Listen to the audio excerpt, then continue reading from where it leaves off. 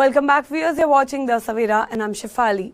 In a significant diplomatic and legal trump for Indian authorities, a court in Antwerp, Belgium has approved the extradition of fugitive diamond trader Mehul Choksi to India.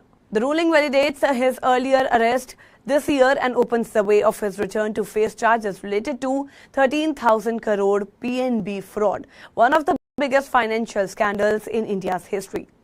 Choksi, aged 66, now has 15 days to appeal the decision before Belgium's Supreme Court, which may delay his intermediate transfer. Arrested on April 11, 2025 this year, following a formal request from India's Central Bureau of Investigation, has spent more than 4 months in custody. His repetitively bail pleas were rejected, and with the court observing that he posed a considerable flight risk. During the hearing, Belgian prosecutors representing New Delhi presented detailed evidence of Choksi's alleged crimes, which, while his defense team contested both the charges and the validity of the extradition request. After examining the submissions, the court concluded that Choksi's detention met all legal standards and fulfilled the principle of dual criminality, meaning that crimes he is accused of are punishable under both Indian and Belgian law. The offences cited by the court included criminal conspiracy, cheating, breach of trust, destruction of evidence, and corruption. These fall under sections 120B, 201, 409, 420, and 477A of the Indian Penal Code, as well as sections 7 and 13 of the Prevention of Corruption Act. The court found that evident offences exist under Belgian law, satisfying a crucial condition for extradition. India's legal team strengthened its case by invoking international authorities such as the United Nations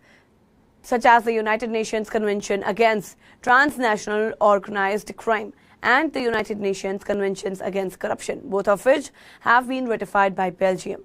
CBI officials reportedly made 3 separate visits to Antwerp over the past year to present evidence and coordinate with the European law firm assisting in the case. The document submitted to the court outlined 6 major instances of bank fraud between 2018 and 22, involving fraudulent letters of undertaking and foreign letters of credit that were issued without collateral margin. These fraudulent transactions caused a loss of over 6,344.97 crore rupee to Punjab National Bank, excluding interest payments.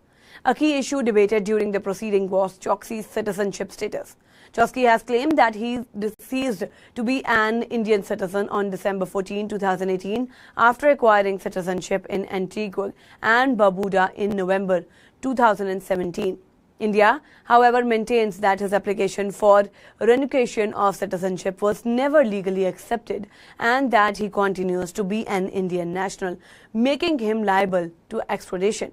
To address humanitarian and human rights concerns raised by Choksi's defense, Indian Ministry of Home Affairs providing assurance regarding the conditions of his detention upon return. It stated that Choksi would be housed in barrack number 12 of Mumbai's Arthur Road jail, which adheres to European Committee for the Prevention of Torture standards. The Indian government pledged that he would receive clean drinking water, nutritious meals, and access to newspaper and television, and regular medical care. Authorities also clarified that Choksi would not be subjected to solitary confinement. The government further detailed that his cell would include a clean cotton mat, pillow, bedsheet, blanket, and a metal bed if medically required. Daily cleaning, outdoor exercise, rest areas, and recreational activities such as chess, carom, and badminton will also be available. This ruling marks a turning point in India's prolonged effort to bring Mehul Choksi back to face justice. He fled India in January 2018, just weeks before the massive PNB fraud was exposed. His nephew, Nirav Modi, who faces related charges, is currently undergoing separate extradition proceedings in the United Kingdom. Indian officials have described the Belgian court's verdict as a crucial milestone in the country's campaign against financial fugitives. If Choksi's appeal is rejected, he could be extradited soon to India, making the end of an 8-year pursuit and the beginning of judicial proceedings in one of India's most notorious economic crime scenes. That's all for now in this update. Stay tuned to The Savira. Download the app and follow us on various social media platforms.